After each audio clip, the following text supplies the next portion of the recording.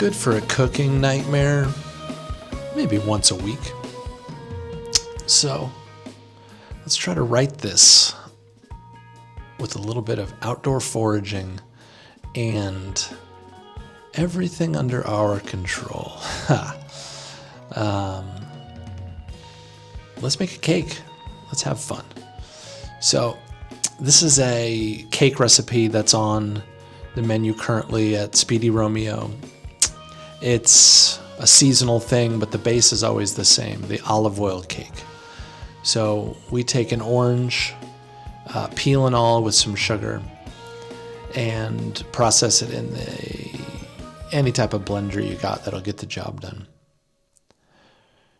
Crack 3 eggs, and then weigh out your dry ingredients: flour, baking soda, baking powder, and then what adds a little excitement to this cake is some ground cloves. So you can buy ground. I think it's always fresher to grind your own spices. Add that to the dry mix. And then we want to incorporate all these really well to mix up that baking soda, baking powder. So our puree is very smooth. Add that to the bowl. A little whisking tip here to roll up a damp towel into a little nest and set your bowl there. That way you can whisk with one hand and not have to hold the bowl. So from here we're going to start to sort of shake in our dry ingredients one by one of these eggs at a time until it incorporates. And basically create an emulsion, because this is an olive oil cake, and so we want to make sure that all the elements are working for us. So next ingredient is milk. Milk comes in and is whisked until it's incorporated.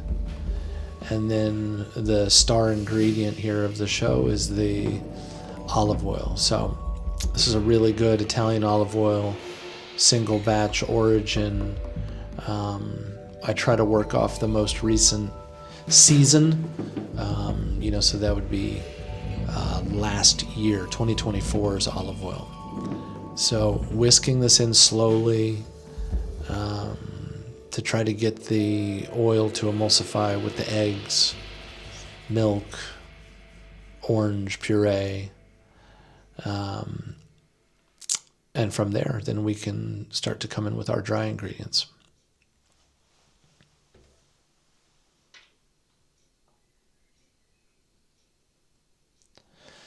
Slowly but surely whisking this in so it doesn't clump too much.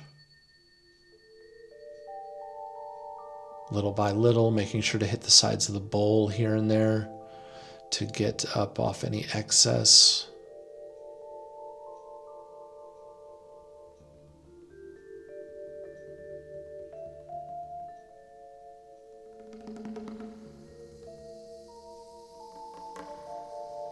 And then now bring that together until it's smooth.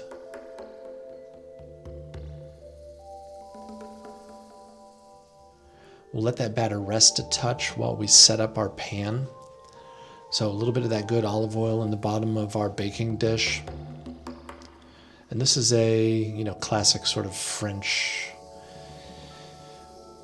paper technique where you fold it up from the center and then measure the tip to the center, put your thumb on the edge to find that center point, and then cut on a little bit of an angle, a little bit of an arc here. And once you unfold that, that's going to give you a nice circle. So you measured it, so it's going to be a good fit. I like it to come up off the edge just a touch, so it's just like has a little bit of an edge on it. But you see, I put it down into the olive oil, then flipped it over, and then rubbed that olive oil around the sides.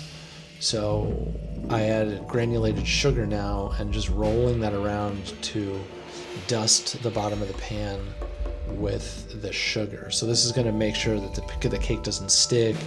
It gets a little added caramelization on the bottom, and it's going to give it some browning and really make sure it just falls right out of the pan. So just nice even pour of this batter right into the baking dish.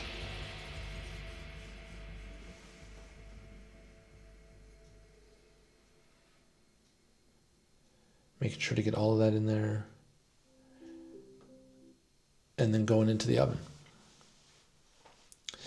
It's going to bake at about 180 degrees Celsius or about 350 degrees Fahrenheit for 35 to 40 to 45 minutes. So we're done. TV magic, here it comes. You can see it's got some rise up off the top, and so I'm going to let it cool. I'm going to let that cool down before you eat it. So we're going to let it rest a little bit.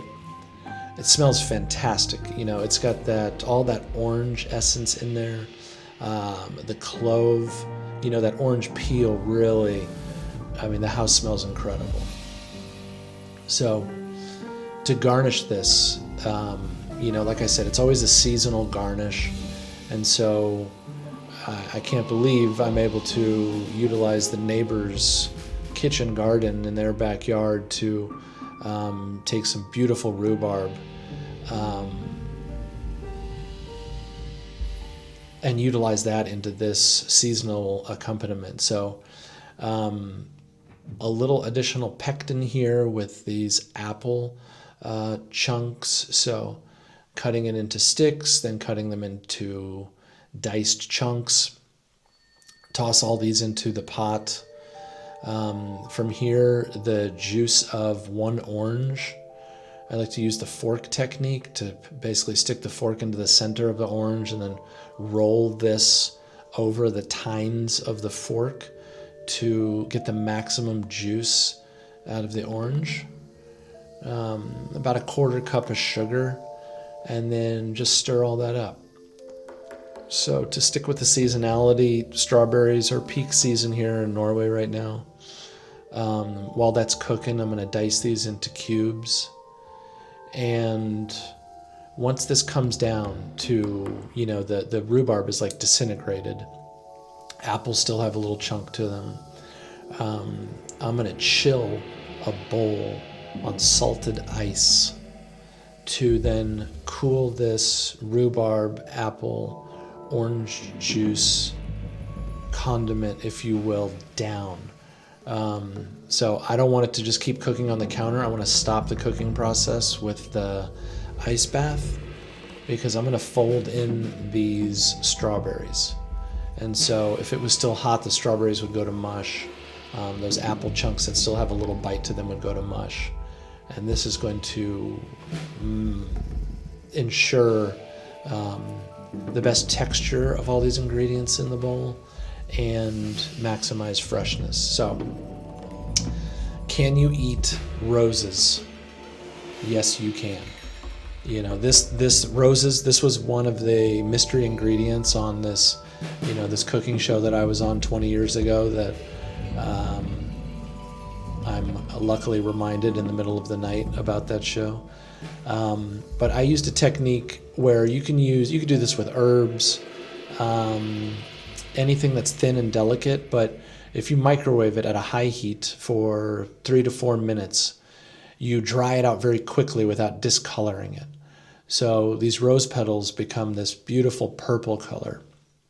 And you can see how crunchy and kind of crisp they get. And so we're going to make a rose sugar out of this to garnish the cake.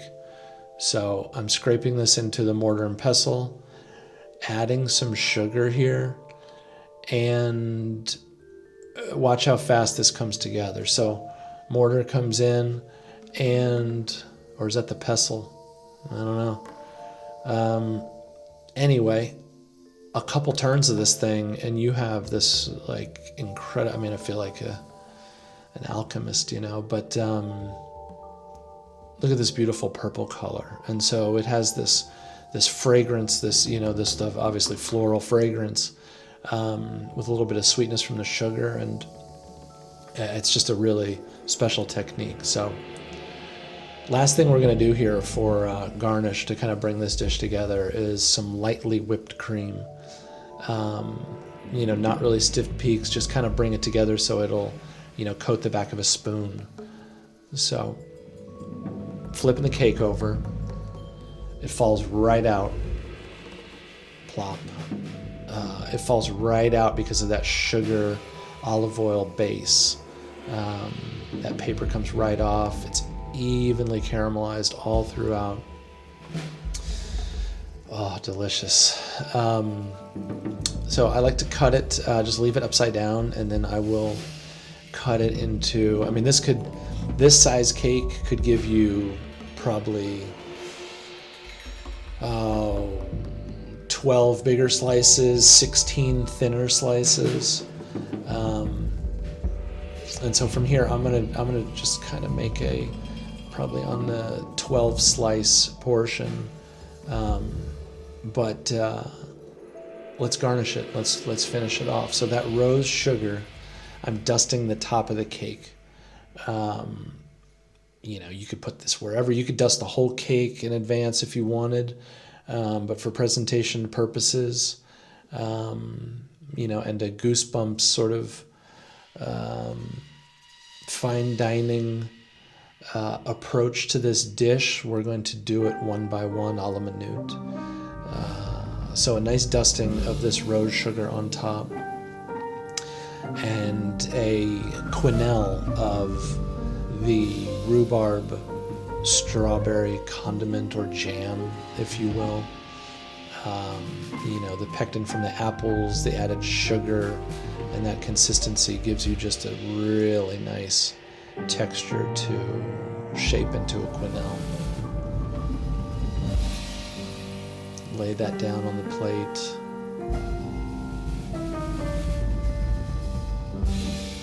From here, we're going to take our piece of cake and set that next to that condiment.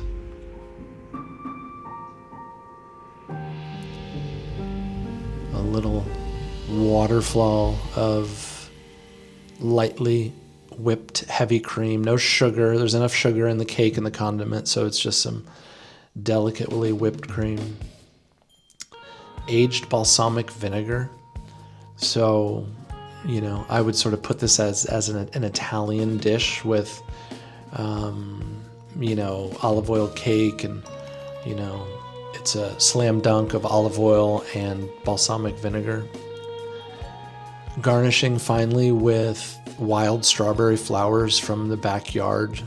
We're lucky to have an abundance of miniature wild strawberries growing all around the property and the parks and the bus stops around town here. And that's it. A really special dessert utilizing ingredients foraged from the yard. I like to think that this is if I do this will fight my nightmare demons of culinary contests gone wrong.